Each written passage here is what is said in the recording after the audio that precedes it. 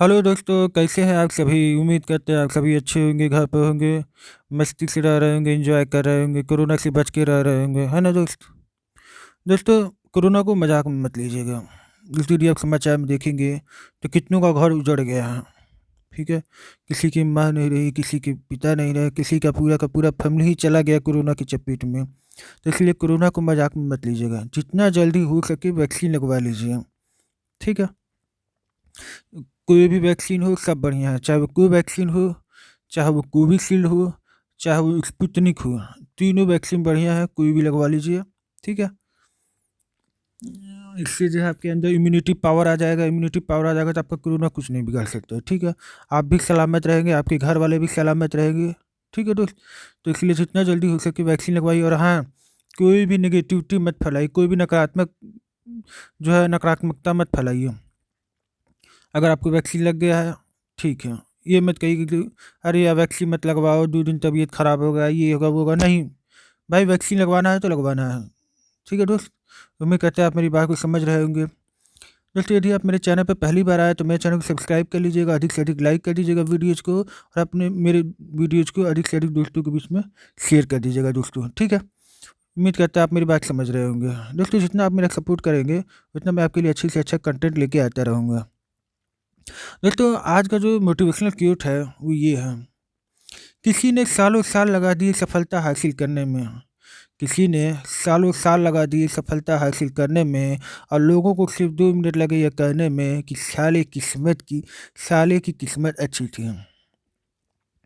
दोस्तों, दुनिया है, दुनिया बहुत कुछ कहती रहेगी। दुनिया की बात अगर सुनेंगे तो आप कभी आगे नहीं बढ़ पाएंगे। आप अपने दिल की सुनिए। आपका दिल क्या करता है, आपका मन क्या करता है, आपको क्या लगता है कि क्या सही है क्या गलत है। जो आपको, अगर आप अपने नज़र में सही है तो दुनिया की कोई परवाह नहीं करिए। अगर आप अपने नज़र में सही, आपने जो किया है वो आपको सही लगा है, तो आप बिल्कुल अपने जगह पे सही हो। ठीक है दोस्त। उम्मीद करता आप मेरी बात को समझ रहे होंगे। तो आप मेहनत करिए, दिन रात मेहनत करिए, माँ बाप का नाम रोशन करिए, यही मेरी भगवान से दुआ रहेगी। ठीक है दोस्त। चलिए, तो देरी न करते हुए आइए आगे शुरू करते हैं। दोस्तों, आज मैं पिछले वीडियो में मैंने 100 प्रश्न का जो है वीडियो लेके आया था। इस बार मैंने 50 प्रश्न का वीडियो लेके आया हूँ। ठीक है दोस्त। तो उम्मीद करते हैं आप समझ रहे होंगे। दोस्त, आप सपोर्ट करिए। ठीक है। भारतीय वानस्पतिक सर्वेक्षण का मुख्यालय कहाँ पे स्थित है दोस्त? भारतीय वानस्पतिक सर्वेक्षण विभाग का मुख्यालय कहाँ स्थित है? तो दोस्तों, बहुत से बच्चे कहते हैं सर हमको याद नहीं होता। अरे काहे नहीं याद होता भाई, हलवा तो है। हलवा कैसे है देखिए। औषधि, विष, विष मने जहर, विष मने जहर, और वनस्पति। इन तीनों का जो शोध केंद्र है वो कहाँ है? शोध केंद्र का जो मुख्यालय है वो कहाँ पे? लखनऊ में ही तो है। अगर आपसे कोई पूछे भारतीय वनस्पतिक सर्वेक्षण का मुख्यालय कहाँ है तो भी आप लखनऊ में मारिएगा। है भारतीय विष अनुसंधान केंद्र कहाँ है तो भी आप लखनऊ मारिएगा। भारतीय औषधि अनुसंधान केंद्र कहाँ है तो भी आप लखनऊ मारिएगा। हलवा तो है, इसमें याद करने वाली चीज़ ही क्या है? आप एक बार में याद कर लीजिए, औषधि विष वनस्पति, इन तीनों का मुख्यालय कहाँ है? लखनऊ में। अरे औषधि क्या करती है भाई? आदमी को जिंदा रखती है, आदमी खाता है तो आदमी जिंदा रहता है। अब विष क्या करता है? ये ससुरा विष तो कोई पी जाए तो मर जाइए, है ना? तो औषधि और विष, इन दोनों और वनस्पति, इन तीनों का जो मुख्यालय है वही लखनऊ में है। उम्मीद करता है आपको यहाँ तक दोस्तों समझ में आ रहा होगा। दोस्तों, अगर मैं बात करूँ चमड़ा का, च से चमड़ा और च से चेन्नई, तो चमड़े का जो शोध केंद्र है वो कहाँ पे है? चेन्नई में है। चावल का बोला जाए तो कटक में है। भारतीय चावल अनुसंधान केंद्र कहाँ पे है? कटक में। आलू का बोला जाए तो शिमला में है। आलू का बोला जाए तो शिमला में है ना? और गन्ना का बोला जाए तो कहाँ है? कोयम्बटूर में है। कोयम्बटूर, कोयम्बटूर कहाँ है भैया? तमिलनाडु में है। उम्मीद करते हैं दोस्तों आपको यहाँ तक समझ में आ रहा होगा। चीनी का बोला जाए और दाल का बोला जाए, इन दोनों का कानपुर में है। ठीक है दोस्त। उम्मीद करते हैं आपको यहाँ तक समझ में आ रहा होगा। दोस्तों मैं आपके लिए आज 85 क्वेश्चन लेके आया हूँ, लेकिन यकीन मानिए मैं उससे 500 क्वेश्चन बना के आपको बता रहा हूँ। ठीक है दोस्त, उम्मीद करते हैं आपको अच्छे से समझ में आ रहा होगा यहाँ तक। ठीक है, चलिए। आ- चलिए फिर, भारत में ऊर्जा का सर्वाधिक महत्वपूर्ण स्रोत है दोस्त। भारत में अगर ऊर्जा का सर्वाधिक महत्वपूर्ण स्रोत की बात किया जाए तो वो कोयला है।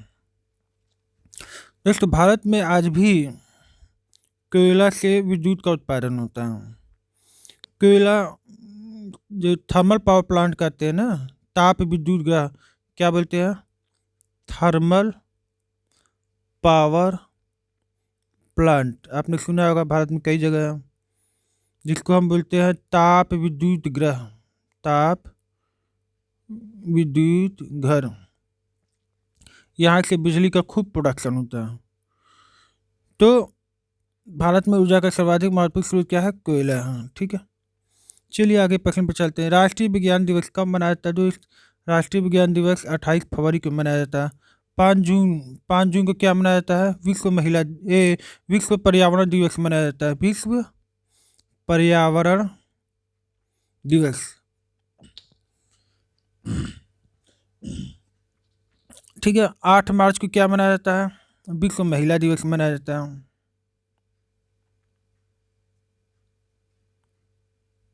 ठीक है दोस्त,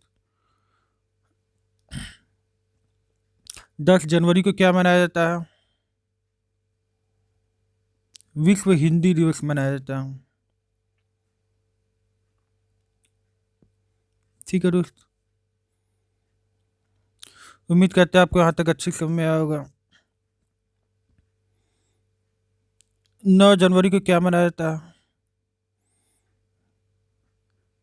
प्रवासी दिवस मनाया जाता है ना। 12 जनवरी को क्या मनाया जाता है, भारतीय युवा दिवस मनाते हैं, या राष्ट्रीय युवा दिवस, किसकी याद में, स्वामी विवेकानंद की याद में। अब 12 जनवरी को राष्ट्रीय युवा दिवस मनाया जाता है, लेकिन 12 अगस्त को अगर देखा जाए तो विश्व युवा दिवस मनाया जाता है। क्या मनाया जाता है दोस्त, विश्व युवा दिवस मनाया जाता है। ठीक है दोस्त, उम्मीद करते हैं आपको यहाँ तक अच्छे से समझ में आएगा। दोस्तों मैं आपको एक ट्रिक बताने जा रहा हूँ, उससे आप कई चीज़ें आप याद कर लोगे। देखो, पहले तो आप 22 मार्च का डेट याद रखो। 1 मिनट मैं यहाँ लिखता हूँ। आप क्या करो, 22 मार्च का डेट याद रखो। एक महीना और जोड़ लो, 22 अप्रैल। एक महीना और जोड़ लो, 22 मई। ठीक है, 21 मार्च। ठीक है, और 20 मार्च। ठीक है, तो दोस्तों अगर पहले 22 मार्च की बात किया जाए ना, तो क्या होगा, जल दिवस। 22 अप्रैल की बात किया जाए तो पृथ्वी दिवस। अब 22 मई की बात किया जाए तो जैव विविधता दिवस। अब आप कहोगे सर ये जैव विविधता दिवस क्या है, इसको अंग्रेजी में बोला जाता है bio diversity, bio diversity day. तो आप, उम्मीद करते हैं आपको दोस्तों अच्छे से समझ में आया होगा कि 22 मार्च को हम जल दिवस मनाते हैं, 22 अप्रैल को पृथ्वी दिवस मनाते हैं, 22 मई को जैव विविधता दिवस मनाते हैं। फिर 21 मार्च को क्या बनाते हैं, वानिकी दिवस, वानिकी दिवस मनाते हैं। ठीक है, तो भाई 20 मार्च को क्या मनाते हैं, तो 20 मार्च को जो है मनाया जाता है, 20 मार्च को एक पक्षी है, विश्व गौरैया दिवस। क्या मनाया था दोस्त, विश्व गौरैया दिवस। ठीक है, और इसी 20 मार्च को और क्या मनाया जाता है, विश्व खुशहाली दिवस भी मनाया जाता है। ठीक है दोस्त, उम्मीद करते हैं ये ट्रिक आपको बहुत अच्छे से समझ में आया होगा। ठीक है, चलिए फिर आगे चलते हैं। भारत की तटरेखा की लंबाई कितनी है भैया, भारत की तटरेखा की लंबाई, एक काम करते हैं, पहले तो मैं भारत बना लेता हूँ।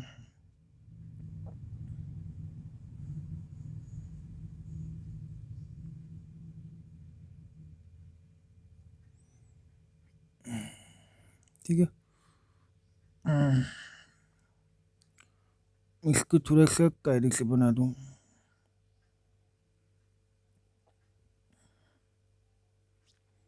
अगर मैं इसे कायदे से बनाऊं तो ये ऐसे गया, मान लीजिए, ठीक है।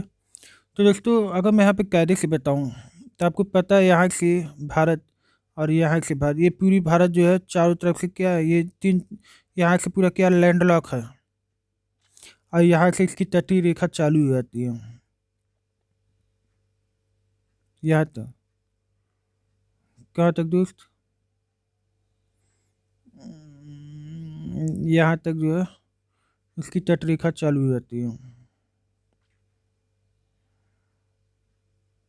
यहाँ तक इसकी तटरेखा चालू है। तो यही जो तटरेखा की लंबाई है, ये वाली जो है, ये आपका 6100 किलोमीटर है। कितना है दोस्त? 6100 किलोमीटर। लेकिन अगर ऊपर का बात किया जाए कि नहीं भारत की ये जो स्थलीय सीमा बताओ, तब बताना कि सर ये तो 15,200 किलोमीटर है। कितना है? 15,200 किलोमीटर। लेकिन अगर नीचे से बात किया जाए तो कितना है? 6100 किलोमीटर है। ठीक है दोस्त, उम्मीद करते हैं आपको यहाँ तक समझ में आ रहा होगा। तो भारत की तटरेखा की लंबाई कितनी है? तो आप बताओगे सर 6100 किलोमीटर है। ठीक है। लेकिन दोस्त एग्जाम में यहाँ तक क्वेश्चन नहीं आता, इससे भी आगे बढ़ के आता है। वो कहता है कि यहाँ पे जो अंडमान निकोबार है, जो अंडमान निकोबार है और यहाँ पे जो लक्षद्वीप है, उन सभी को लेकर अगर तटरेखा की लंबाई की बात किया जाए दोस्त, तो वो आपका है 7516.6 किलोमीटर, यानी 7516 किलोमीटर आप कह सकते हैं। ठीक है दोस्त। भारत की लंबाई की बात किया जाए दोस्त, 3214 किलोमीटर, 3214 किलोमीटर। अगर भारत की चौड़ाई की बात किया जाए दोस्त पूरब से पश्चिम, तो कितना है? 2933 किलोमीटर। ठीक है दोस्त। अगर उम्मीद करते हैं यहाँ तक समझ में आ गया होगा। अच्छा, भारत का क्षेत्रफल की बात किया जाए कि भारत का क्षेत्रफल कितना है, तो आप इसको रट्टा मान लीजिए, 32,87,263 वर्ग किलोमीटर है। ये भारत का कुल क्षेत्रफल है, 32,87,263 वर्ग किलोमीटर है। उम्मीद करते हैं आपको यहाँ तक समझ में आ रहा है। भारत जो है क्षेत्रफल की दृष्टि से विश्व में कौन से स्थान पे आता है? 7वें स्थान पे आता है। लेकिन अगर मैं जनसंख्या की दृष्टि से बात करूँ तो वो दूसरे पोजीशन पे आता है। ठीक है, उम्मीद करते हैं दोस्त आपको यहाँ तक अच्छे समझ में आया होगा। चलिए फिर आगे प्रश्न पर चलते हैं। भारत में समुद्री तट रेखा की संख्या कितनी है? दोस्त भारत में अगर समुद्री तट की रेखा की लंबाई की बात की जाए तो मैं एक फिगर बनाना चाहूँगा। वो फिगर कुछ ऐसे है।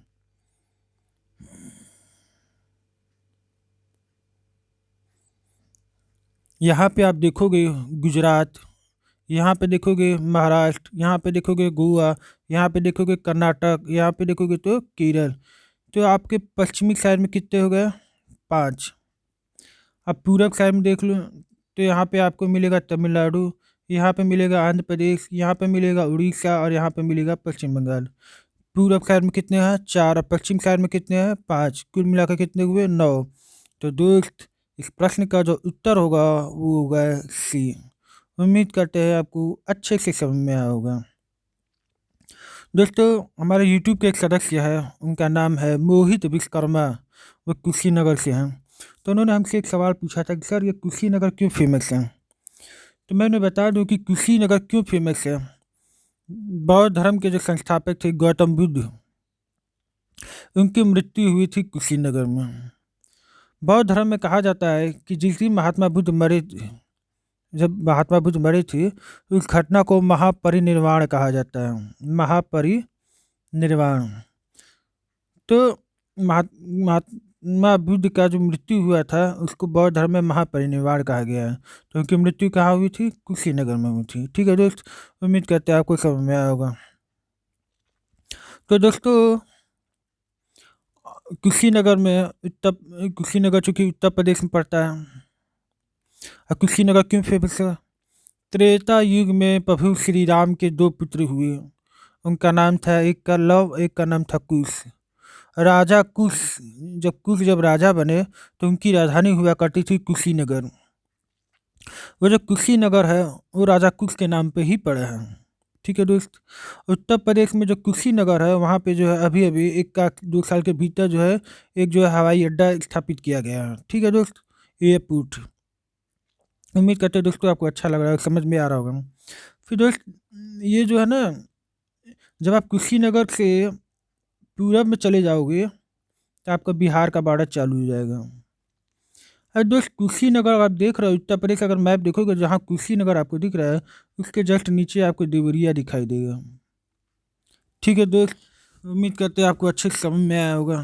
ठीक है, तो उम्मीद करते हैं कि वो जो मोहित विश्वकर्मा जी है उनको उनके प्रश्नों का उत्तर मिल गया होगा। चलिए फिर आगे चलते हैं। तो आप लोग भी याद रखिएगा कि कुशीनगर क्यों फेमस है। महात्मा बुद्ध के महापरिनिर्वाण के लिए फेमस है। भारत की मुख्य भूमि का दक्षिणी ध्रुव क्या है? हम्म, ये मैं इंडिया का मैप बना रहा हूँ। ठीक है, मुख्य भूमि भैया, मुख्य भूमि तो यही है। ये जो चलता है ना, ये आपका 6 डिग्री 4 मिनट से शुरू हो जाता है। भारत का जो अक्षांशीय विस्तार है वो 6 डिग्री 4 मिनट से शुरू हो जाता है उत्तर की ओर। मुख्य भूमि की अगर बात किया जाए तो 6 डिग्री नहीं है, 8 डिग्री है। 6 डिग्री तो अंडमान निकोबार से चालू है, 8 डिग्री 4 मिनट से है। ठीक है, 8 डिग्री 4 मिनट से। तो जो ये जो दक्षिणी नोक है भाई, ये नोक नोक जैसा तो दिख ही रहा है, चुकीला दिख रहा है। इसी का नाम जो है केप कोमोरिन है। क्या है दोस्त? Cap Comorin. भारत की मुख्य भूमि का दक्षिणी नोक का नाम क्या है? Cape Comorin. कहाँ पड़ता है? तमिलनाडु में। भारत का सबसे दक्षिणी बिंदु क्या है भैया? सबसे दक्षिणी बिंदु पूछ दिए इन्होंने। तो सबसे दक्षिणी बिंदु की बात किया जाए तो भैया देखो, ये तो इंडिया हमारा एक से है। अब जो है मैं अगर अंडमान निकोबार की बात करूं तो 1 2 3 4 5 6 और 7 ना, मैक्सिमम मान लीजिए। तो इसको हम क्या बोलते हैं? नॉर्थ अंडमान। इसको क्या बोलते हैं? मिडिल अंडमान। इसको क्या बोलते हैं? साउथ अंडमान। इसको क्या बोलते हैं? लिटिल अंडमान। इसको क्या बोलते हैं? कार निकोबार। इसको क्या बोलते हैं? लिटिल निकोबार। और इसको क्या बोलते हैं? ग्रेट निकोबार। उम्मीद करते हैं दोस्तों आपको यहाँ तक समझ में आया। तो ये जो ग्रेट निकोबार है ना, यहीं पे एक नीचे एक लाइन गई है, उसको हम बोलते हैं 6 डिग्री 4 मिनट। ठीक है, 6 डिग्री 4 मिनट। यहीं पे एक पॉइंट है जिसका नाम है इंदिरा पॉइंट। यही भारत का सबसे दक्षिणी बिंदु है, इंदिरा पॉइंट। अब दोस्त इसके बारे में अभी बाद में डिस्कस करेंगे, मैं इससे जुड़े कुछ प्रश्न बता देता हूँ। दोस्त जब भारत को आज़ादी नहीं मिली थी, यानी जब हमारा देश गुलाम था, उस समय कहा जाता था कि काला पानी की सज़ा दी जाती है। काला पानी की सज़ा कहाँ दी जाती है भाई? साउथ अंडमान में। उम्मीद करते हैं दोस्तों यहाँ तक अच्छी समझ में है। काला पानी की सज़ा कहाँ दी जाती थी? साउथ अंडमान में। फिर पूछा जाता है कि अंडमान निकोबार की राजधानी का नाम क्या है? Port Blair. क्या है दोस्त? Port Blair. वो पोर्ट ब्लेयर है कहाँ भाई? पोर्ट ब्लेयर आपका साउथ अंडमान में है। पूछा जाए कि वो पोर्ट ब्लेयर कहाँ है तो आप बताना कि साउथ अंडमान में। दोस्तों अब एक क्वेश्चन आता है कि डक्कम पास कहाँ से जाता है? तो डक्कम पास जो है साउथ अंडमान व लिटिल अंडमान के जस्ट बीचों बीच से जाता है। ठीक है दोस्त। अब पूछा जाता है कि नहीं 10 डिग्री चैनल बताओ, तो 10 डिग्री चैनल आप बताना कि ये एकदम बीचों बीच से जाता है। इसका नाम है कार निकोबार और लिटिल निकोबार।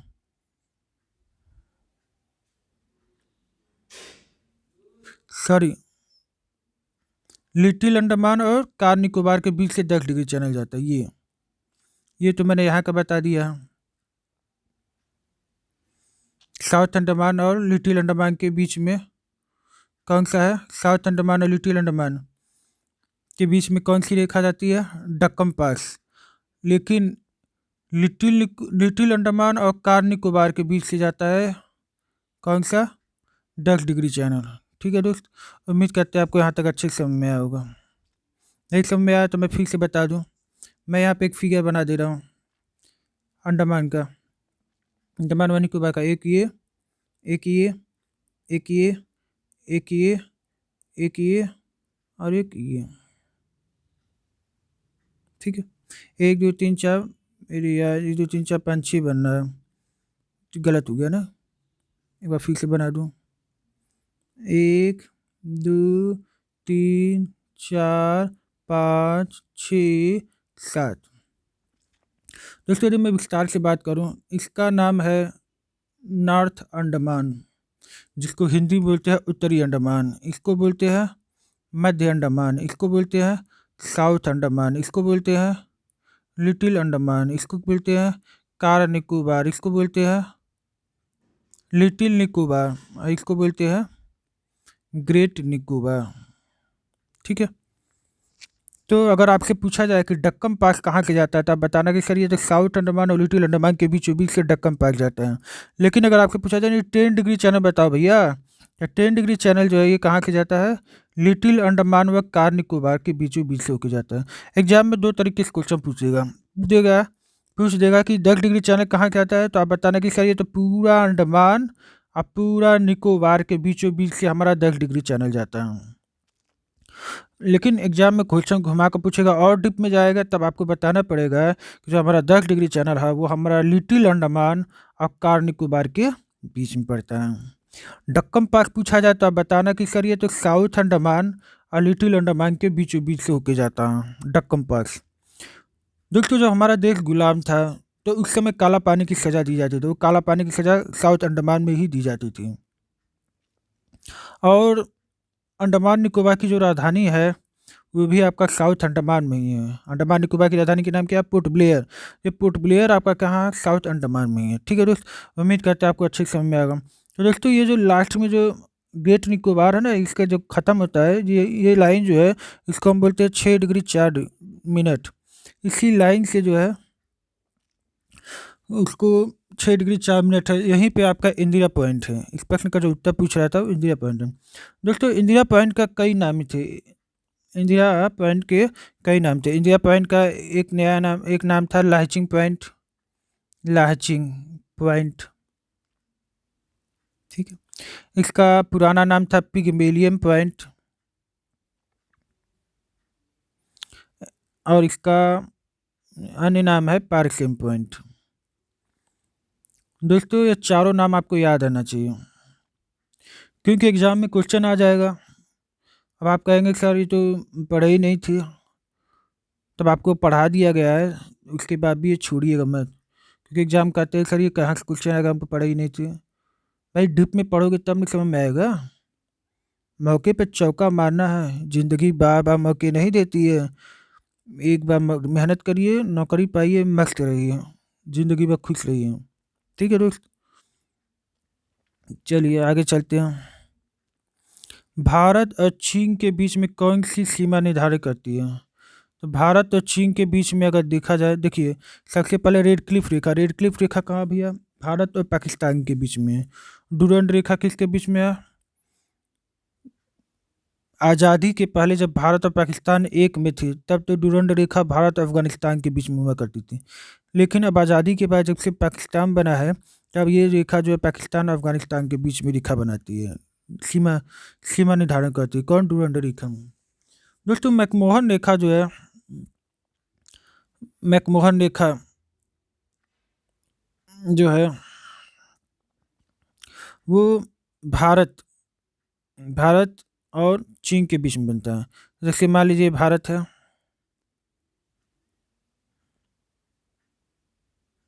ना, तो ये जो आपका ये जो अरुणाचल प्रदेश वाला हिस्सा, बस इतना ही पे अरुणाचल प्रदेश का जो पूरा पूर्वी हिस्सा है और जहाँ से चाइना शुरू होता है, बस इन्हीं के बीच में कौन सी रेखा है? मैकमोहन रेखा। यहाँ से नहीं है, सिर्फ यहीं पे है। इसका निर्धारण कब हुआ था दोस्त? अगर मैं बात करूँ, डूरंड रेखा का निर्धारण हुआ था 1896 में। रेड क्लिफ रेखा का निर्धारण हुआ 1947 में जब देश आज़ाद हुआ, और मैकमोहन रेखा का 1914 में। ठीक है दोस्त, उम्मीद करते हैं आपको अच्छे से समझ में आ रहा होगा। दोस्तों ये जो रेड क्लिफ और डूरंड और मैकमोहन है, ये जो बंटवारा कर रहे थे, जो सीमा निर्धारण कर रहे थे, उन्हीं के नाम पे रखा गया। ठीक है, ये तो दोस्त मैंने बता दिया कि भारत और पाकिस्तान को विभाजित करने वाली रेखा का नाम रेड क्लिफ रेखा है। भारत की सबसे लंबी स्थलीय सीमा किस देश के साथ लगती है? दोस्तों इसके लिए आप एक ट्रिक है, बहुत बढ़िया ट्रिक है, फेमस ट्रिक है, उसका याद याद रख लीजिए, 55 MBA। ठीक है। ब से हो गया बांग्लादेश,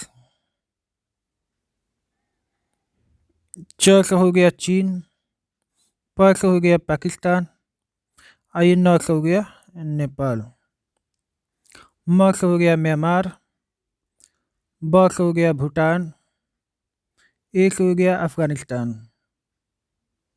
ठीक है दोस्त।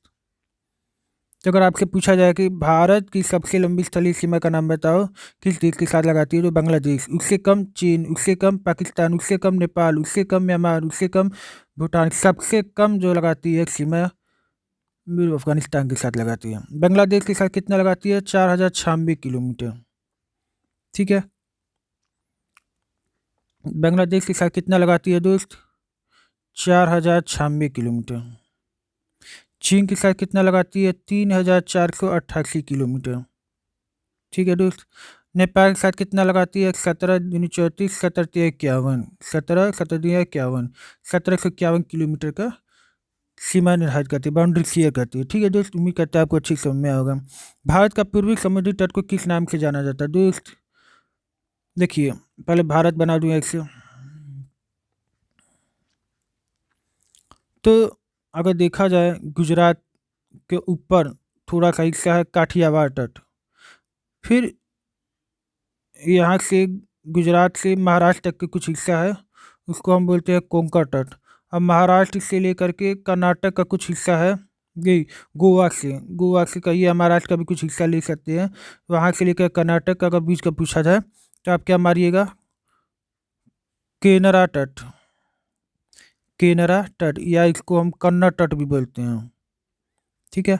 और यहाँ से लेकर के यहाँ तक के बीच की अगर बात की जाए दोस्त, तो इसका नाम है मालाबार तट, केरल तक का।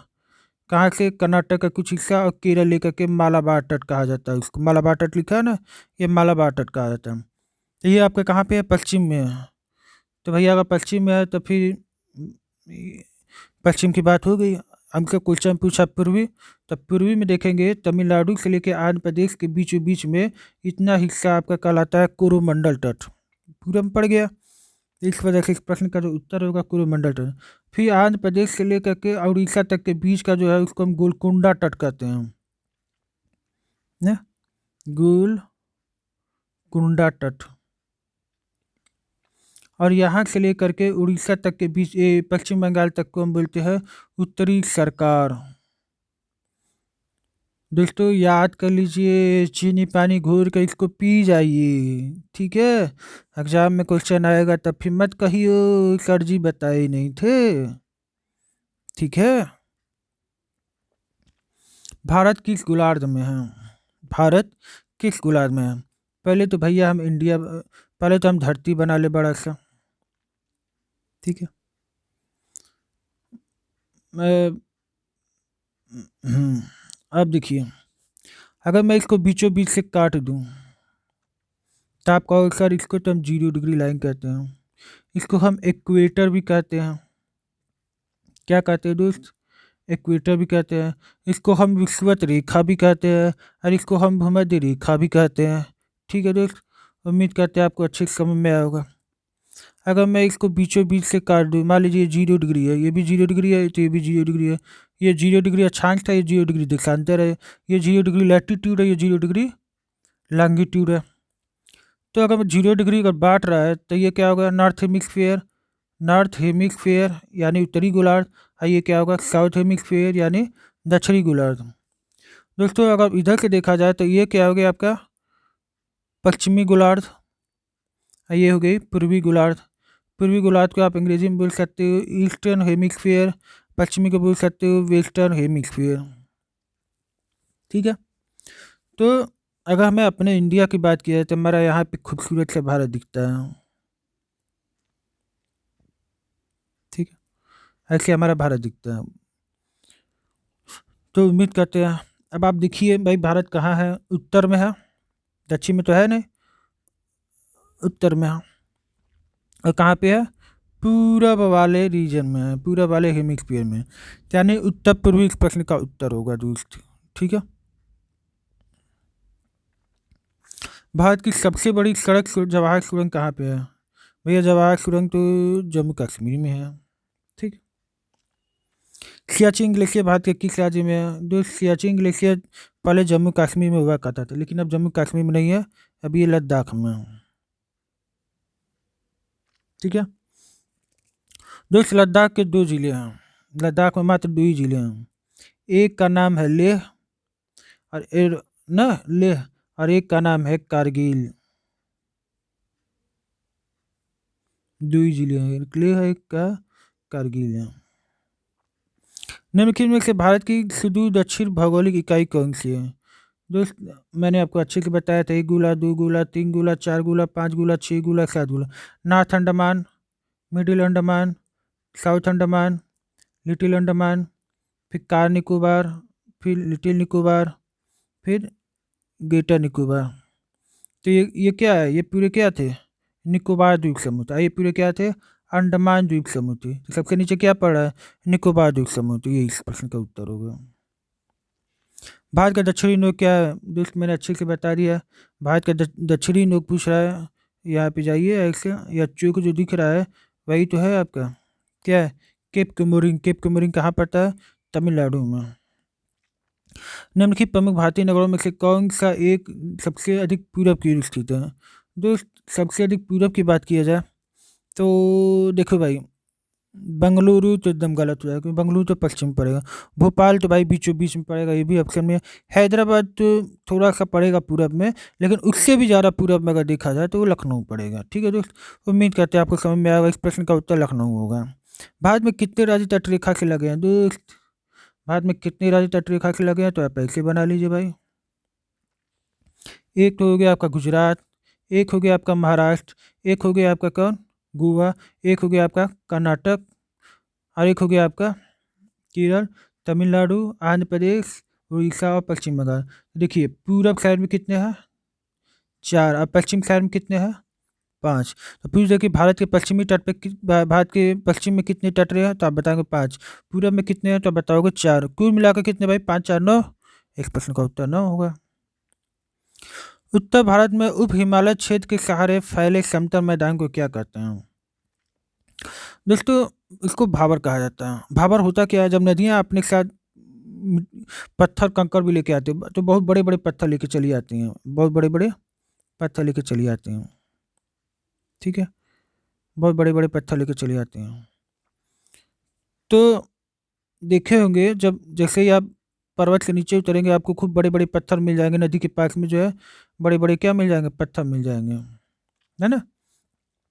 जैसे अगर मैं बात करूं तो एक आपने गाना सुना होगा, चांद सी महबूबा हो मेरी कब, ऐसा मैंने सोचा था, हाँ तुम बिल्कुल वैसी ही हो जैसा मैंने सोचा था।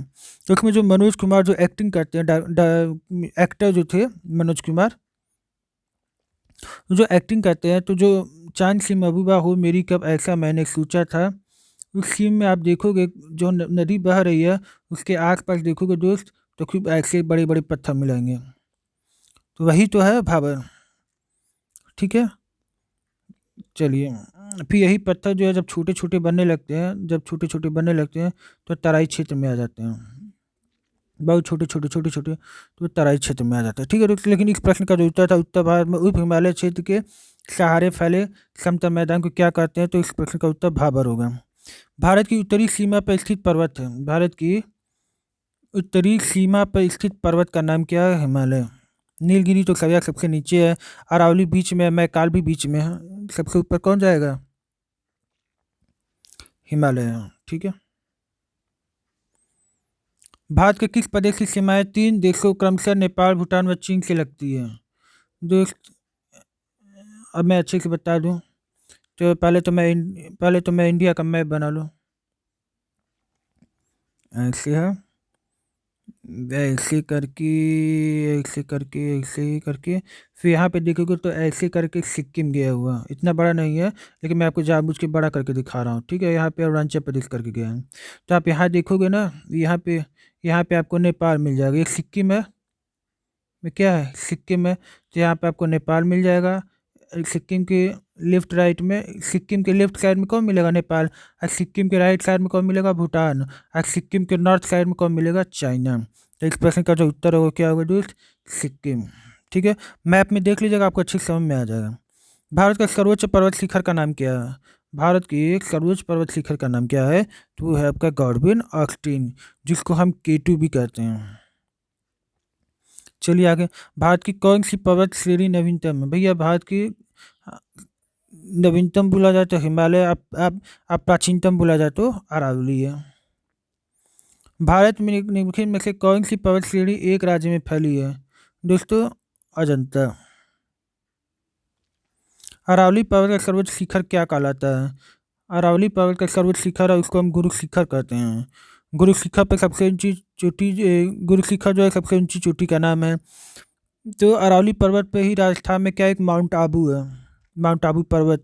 वहीं पे जो है जैन धर्म का फेमस टेम्पल है, जिसका नाम है दिलवाड़ा का जैन मंदिर। दिलवाड़ा का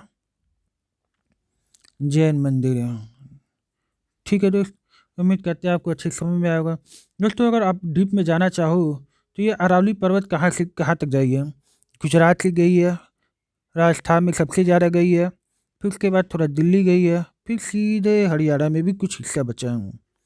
दोस्तों जो दिल्ली है, दिल्ली में इस अरावली पर्वत के एक जगह का नाम है रायसीना हिल्स। अरे ये तो वही रायसीना हिल्स है जहाँ पे राष्ट्रपति भवन स्थित है। रामनाथ कोविंद यहाँ के भारत के राष्ट्रपति है इस समय, तो वो इसी घर में रहते हैं। इसका नाम है रायसीना हिल्स। ये कहाँ पे है, अरावली पर्वत पे है। ठीक है, और राजस्थान को बता ही दिए, राजस्थान में है सबसे ज़्यादा अरावली पर्वत। ठीक है, चलिए आगे चलते हैं। निम्नलिखित में से सबसे प्राचीन पर्वत श्रेणी कौन सी, मैंने बता दिया, इस प्रश्न का उत्तर भी क्या होगा, सबसे प्राचीन बोला जाए तो अरावली है।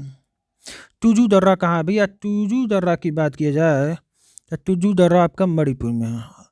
मणिपुर में देखिए, भारत भारत को अगर मैं बनाना चाहूँ तो ऐसे करके अगर मैं भारत बनाऊँ तो ये अरुणाचल प्रदेश है। दोस्तों इसको आप अपना कान समझ लीजिएगा, नहीं याद होता है तो इसको अपना कान समझ लीजिए। अब कान समझेंगे, छू छू के बोलिए, सबसे ऊपर आपको पड़ेगा क्या, अरुणाचल प्रदेश। अरुणाचल प्रदेश के बाद नागालैंड, नागालैंड के बाद मणिपुर, मणिपुर के बाद मिजोरम। तो इसी मणिपुर में आपका क्या है, टूजू दर्रा है। और यही टूजू दर्रा क्या करता है, भारत को म्यांमार से जोड़ता है। ठीक है, भारत को म्यांमार से जोड़ता है। उम्मीद करते हैं आपको अच्छी समझ में आया। भारत की सबसे बड़ी प्रवाह नदी का नाम बताओ। भारत की सबसे बड़ी प्रवाह नदी का नाम गंगा है, जिसकी लंबाई कुल 25 किलोमीटर है। ठीक है दोस्त, बांग्लादेश में जाकर इसका नाम क्या हो जाता है, पद्मा हो जाता है। और फिर जो आती है वहाँ अरुणाचल अरुणाचल प्रदेश से, चीन की साइड से आती है ब्रह्मपुत्रा नदी, वो जब आ जाती है तो बांग्लादेश में चली जाती है तो उसका नाम जमुना हो जाता है। और गंगा इधर से आ जाती है, पद्मा हो जाता है। पद्मा और जमुना मिल जाती है तो क्या कहलाती है, मेघना कहलाती है। ठीक है, ये मेघना नाम से जो है बांग्लादेश से आगे चल के अपने बंगाल की खाड़ी में अपना पानी गिरा देती है। उम्मीद करते हैं दोस्तों आपको अच्छी समझ में आ रहा होगा। नर्मदा नदी का अधिकांश भाग कहाँ बहता है भैया, नर्मदा नदी का अधिकांश भाग तो सबसे पहले मध्य प्रदेश में बहता है। ठीक है, और गुजरात में भी थोड़ा बहता है, राजस्थान में भी बहता है, लेकिन सबसे ज़्यादा जो कहाँ बहता है, मध्य प्रदेश में बहता है। दोस्तों अगर नर्मदा नदी की बात की जाए तो आप देखोगे मध्य प्रदेश में एक पहाड़ी है जिसका नाम है विंध्याचल की पहाड़ी, और इसी के नीचे है आपकी सतपुड़ा की पहाड़ी है। इन्हीं दोनों के बीचों बीच से एक नदी जाती है जिसका नाम है नर्मदा, और सतपुड़ा का नीचे से जाती है ताप्ती। ठीक है, उम्मीद करते हैं आपको अच्छी समझ में आया होगा। निम्नलिखित में से किस नदी का उद्गम स्थल भारत में नहीं है दोस्त। अगर मैं इंडिया बनाना चाहूँ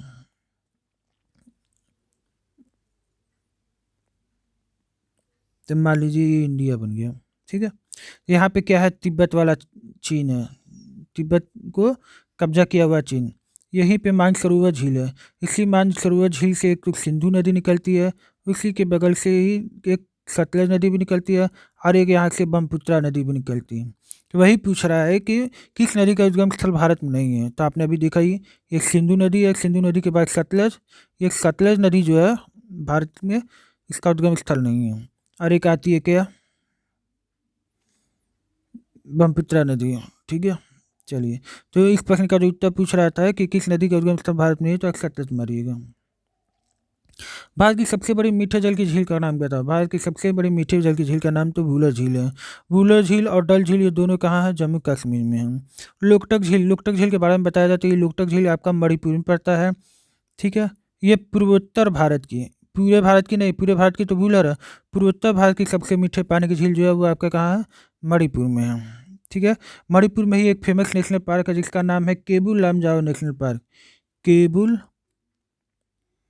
लामजाओ नेशनल पार्क। ठीक है, केबू लामजाओ नेशनल पार्क। तो ये जो है कहा जाता है कि विश्व का एकमात्र तैरता हुआ नेशनल पार्क है। ठीक है दोस्त, उम्मीद करते हैं आपको अच्छी समझ में आएगा। चलिए फिर आगे चलते हैं। उत्तर पूर्वी भारत की सबसे बड़ी झील लोकटक झील किस राज्य में है? भैया मैंने बता दिया, लोकटक झील मणिपुर में है। भारत में ताजे जल की सबसे बड़ी झील वुलर झील किस राज्य में है? मैंने बता दिया भाई, जम्मू कश्मीर में है। अच्छा, वुलर झील में किस किस नदी का पानी मिलता है? झेलम नदी का। ठीक है, याद रखिएगा, झेलम नदी का। भारत की प्रसिद्ध लैगून झील कौन सी है? भारत की प्रसिद्ध लैगून झील का नाम है चिल्का झील। ठीक है, पुलकर झील कहाँ है? आंध्र प्रदेश में है। डल झील कहाँ है? जम्मू कश्मीर में। मानसरोवर झील कहाँ है? तिब्बत में है। भारत के किस राज्य में फुलहर झील है? उत्तर प्रदेश। उत्तर प्रदेश में एक जिला है जिसका नाम है पीलीभीत। पीलीभीत में ही एक फुलहर झील है। इस झील की खासियत ये है कि जमीनों से निकलता है, और जमीनों से निकलता है, ये ऐसे ऐसे करके पानी निकलती है इसके। भाई, फुलहर झील से कौन सी नदी निकलती है? गोमती नदी। गोमती नदी, अरे ये तो वही गोमती नदी है जो क्या है, लखनऊ इसके किनारे बसा है। गोमती नदी के सुल्तानपुर बसा है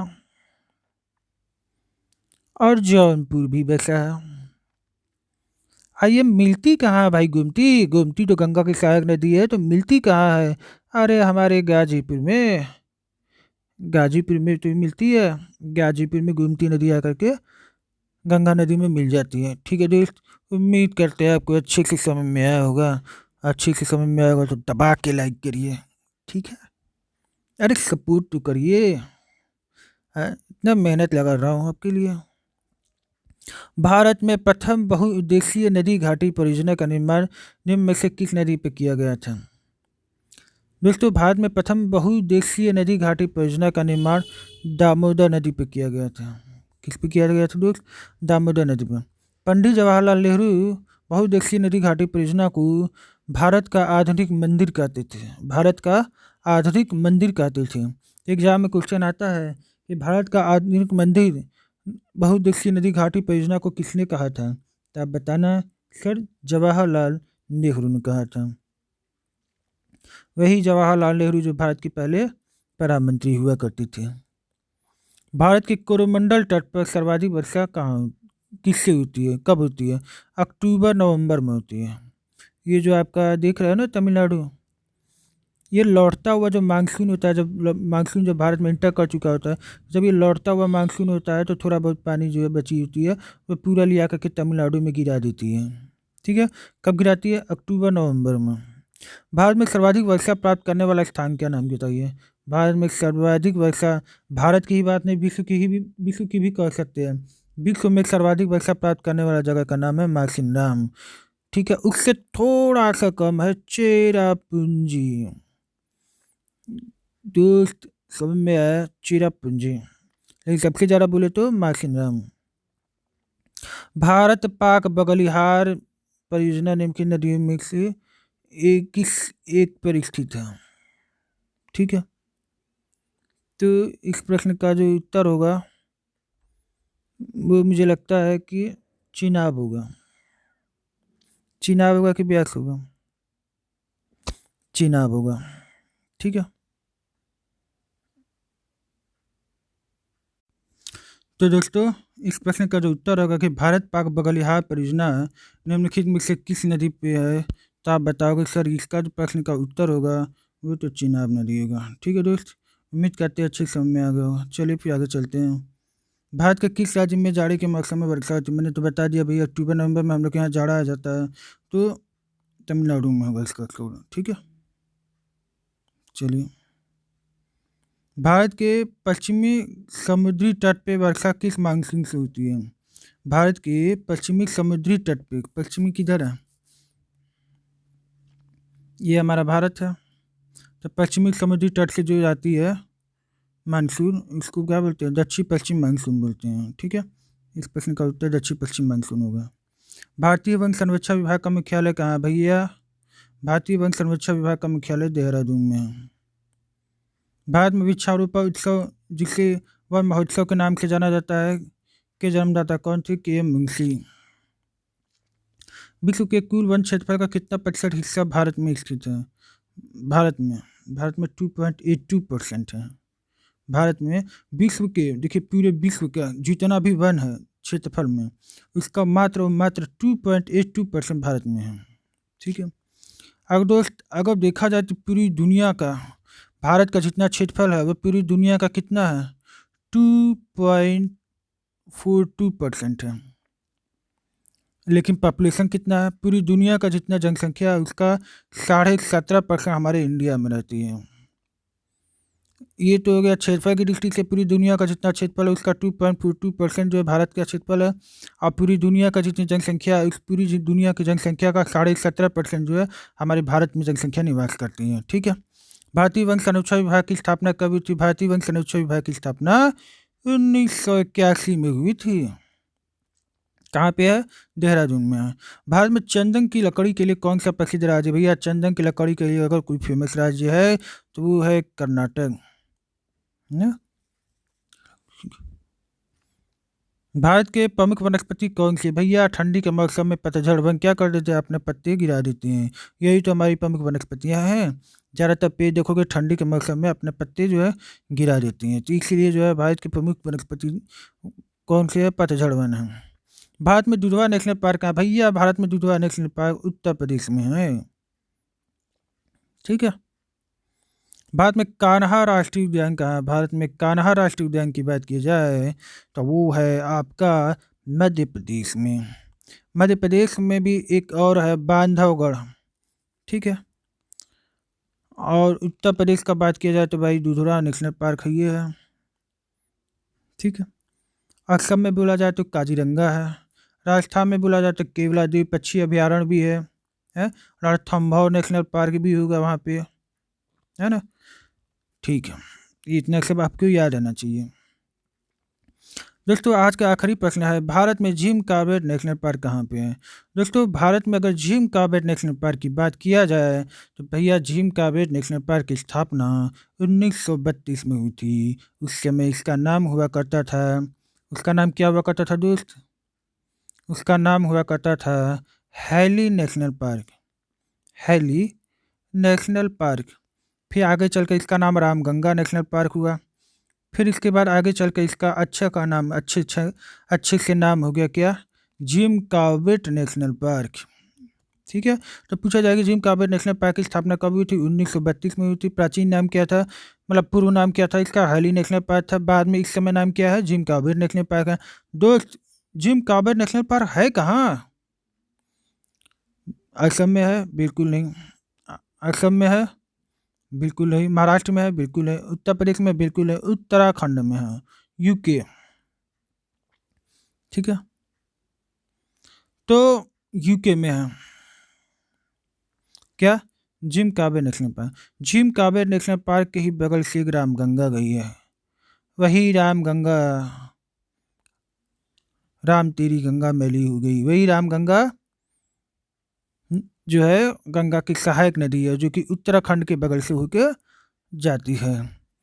दोस्तों उम्मीद करते हैं आपको अच्छा लगा होगा मेरी पढ़ाई के, मैं कैसा आपको पढ़ा रहा हूँ इसके बारे में आप मुझे फीडबैक ज़रूर दीजिएगा। कैसा लग रहा है दोस्त, अपना रिस्पॉन्स दीजिए ताकि मैं और अच्छा से अच्छा आपके लिए कंटेंट लेके आता, अच्छे से अच्छा कंटेंट आपके लिए लेके आता रहूँ। दोस्तों उम्मीद करते हैं आप हमारा सपोर्ट इसी तरह बनाए रखेंगे। मेरे दोस्तों, मेरे वीडियोज़ को अधिक से अधिक शेयर करिएगा, लाइक दीजिएगा, और यदि यदि चैनल पर पहली बार आए तो मेरे चैनल को सब्सक्राइब कर लीजिएगा। ठीक है दोस्त, चलिए, उम्मीद करते हैं आप इतना हमारा सहयोग करेंगे। ठीक है, चलिए फिर मिलते हैं अगले वीडियो में। तब तक के लिए नमस्कार, बाय बाय, जय हिंद।